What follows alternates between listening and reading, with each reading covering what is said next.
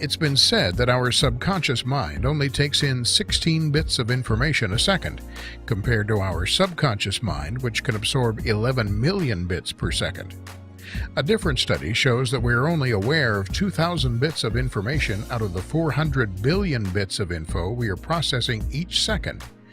Either way, there seems to be a very large gap in what we actually process to what the mind ends up perceiving. This is also another big reason why we hate to do stuff consciously. It requires effort and often discipline. Therefore, for the most part, our conscious mind only processes and perceives a tiny fragment of the true world around us. Our subconscious mind, on the other hand, helps to keep us going, without us even being aware of it.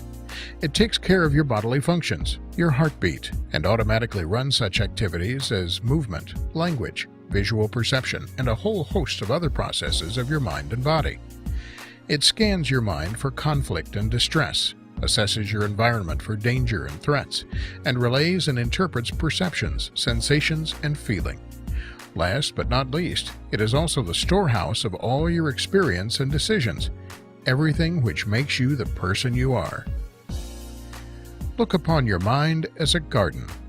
As the great Earl Nightingale once said, whatever we plant in our subconscious mind and nourish with repetition and emotion will one day become a reality. With this being said, let's try and see our mind as a garden. You are the gardener and are planting seeds, in this case, thought, in your subconscious mind all day long, and the type of seeds you plant will always be based on your thinking. Your subconscious mind is the soil in which will grow the seeds, thoughts you plant, whether good or bad. What you plant and sow in your subconscious mind is what you shall reap in your world and environment. You are your best friend and also your worst enemy. This simply refers to your subconscious mind functions. We must begin at once to only plant seeds of acceptance, peace, happiness, goodwill, and prosperity. Always remember every thought you have is a cause, and every condition you meet along the way is simply an effect of that thought. In order for us to change external conditions, we must first change the cause. For this reason, then, it's of critical importance that we take full charge of our conscious thoughts to only bring forth the conditions we desire in our life. When you do begin to control your conscious thought processes, you'll find that you can apply the powers of your subconscious towards any problem or difficulty you may come across. Just by having a basic knowledge and understanding of how your conscious and subconscious mind work, and also how they interact with each other, you'll be able to transform your whole life. Nothing is impossible to a person who holds a strong belief. This simply refers to your subconscious mind powers.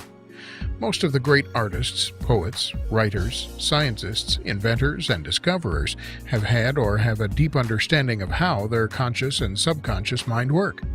The ones who do not unknowingly set their genius to work for them when they tapped into their subconscious mind power by instinct. You see, the Einsteins and Edisons were not that much smarter than the average person, writes psychology professor Dean Simonton. After conducting many studies of intelligence and creativity, Professor Simonton has found that there is no real relationship between our IQ and creativity. Most of the celebrated minds of history, Simonton believes, simply made better use of their subconscious mind power.